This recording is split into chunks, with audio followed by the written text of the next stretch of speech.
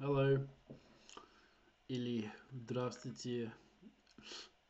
This is Chris, and I wanted to do a video talking again, just expanding on my experience in Russia. Just try and go into some of the more detail about metro, about some funny experiences I had as well.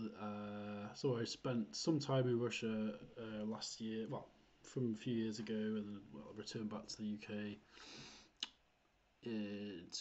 last year basically. I was an English teacher there for all in all 3 years, and including at a camp, an English teaching camp, English teacher. So I was just going to basically recant, relay my experiences of being there, and just some funny ones. I'll start with a funny story. So often I'd be like, so I was in a relationship while I was there, and I would walk the dog, and I'd also often do the shopping, not all the time, but often. And there was one time when I went to the shop. I was just going to get some stuff like food and yeah, basically that, basically. And this Russian lad, probably about 17 years old, came up to me and started asking me to buy him vodka. This is a funny one. Uh, and I was like, нет, нет. So I didn't understand what he was saying at first. My Russian was still pretty bad, and I was like, нет, нет. And he's sort of trying to intimidate me a bit. I was just like, нет, нет.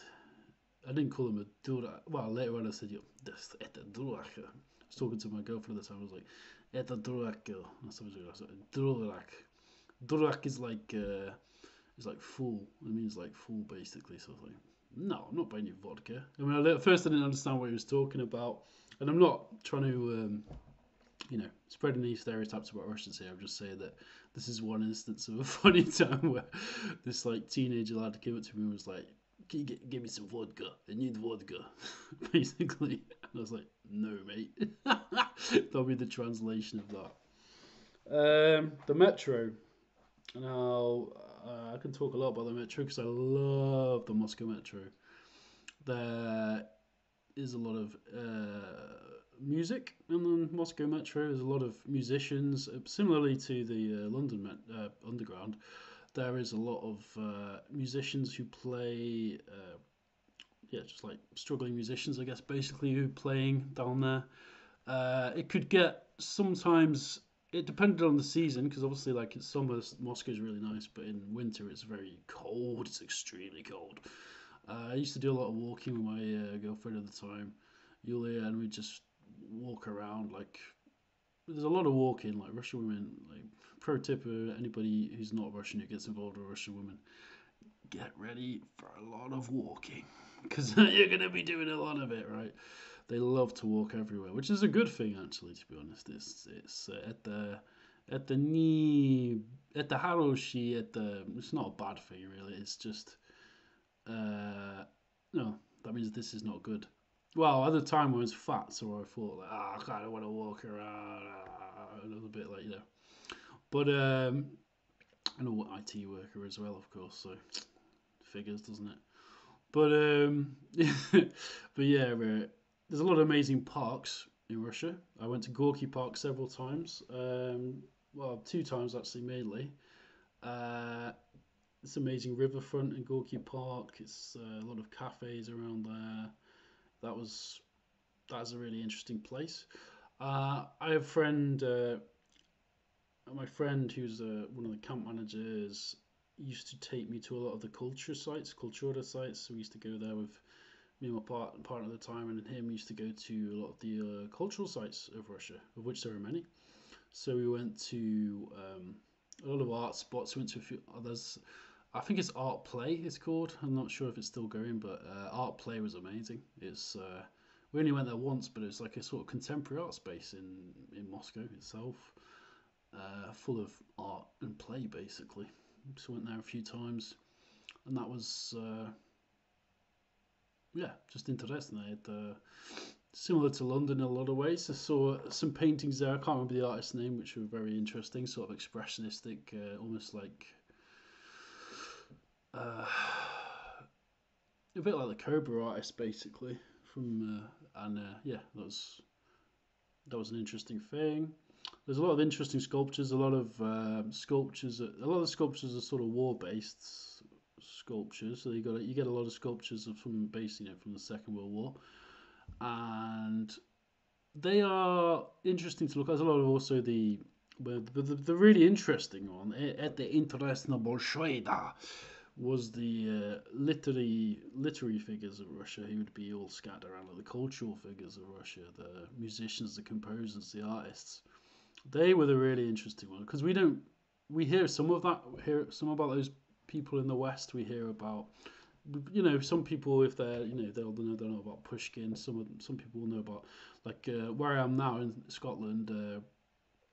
Someone I know whose dad, my best friend's dad actually, he is a big fan of Shostakovich, but he's a musician, so that sort of figures, right? Like, and I love Shostakovich. Actually, funnily enough, before I went to Russia, before I knew even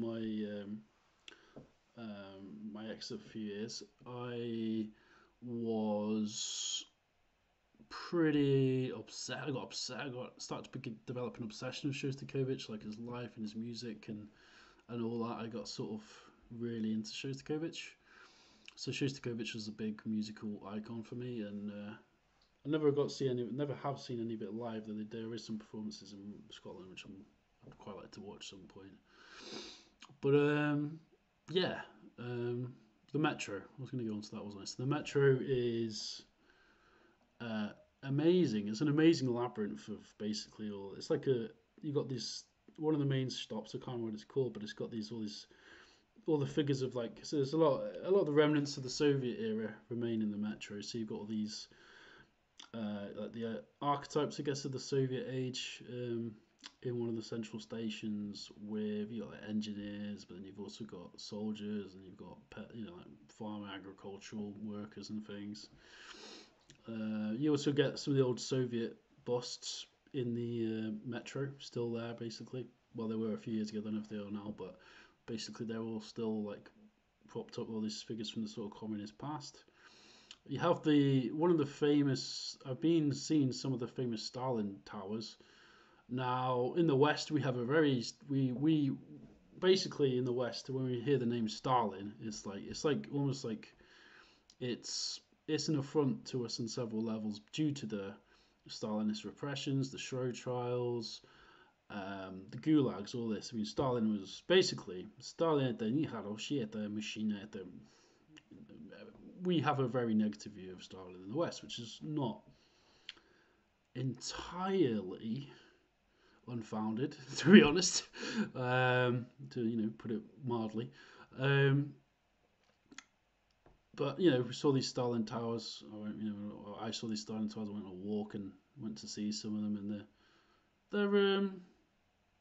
they're interesting architecturally. I mean, they're basically sort of, I guess, almost like Art Deco style, really, which is interesting. But I mean, I'm assuming it was only the top layer of the party or the inner party that would get access to those sort of flats. So that, in essence, is why authoritarian leftism, aka Stalinism, or hard left Marxist Leninism, doesn't work because you still got a bureaucracy. You still got two layers of society. Anyway, it's not a politics video, so I won't go on about that too much. Yeah, I think I'll leave it at that. I don't want to leave it more. No, make it more 10 minutes. Basically, it's a bit more of an expansion on how some tales from Russia, and yeah, that's that. Пока-пока. Добрый день и добрый вечер. И спокойной ночи. И да, это, that's that, really. Bye. Bye bye. Have a good night. Leave comments below if you wish, if you're Russian, if you're English, if you're any culture, any person. I'm going to post this on VK and because I'm going to start sharing more stuff on VK just to get cross cultural exchange happening a bit more in terms of communication. As we're in a difficult situation, there is a situation going on at the minute, so I think it's important for us to culturally to keep on communicating with each other and talking, and for our two cultures to keep on swapping ideas because I want peace basically. Okay, that's that. Bye bye bye.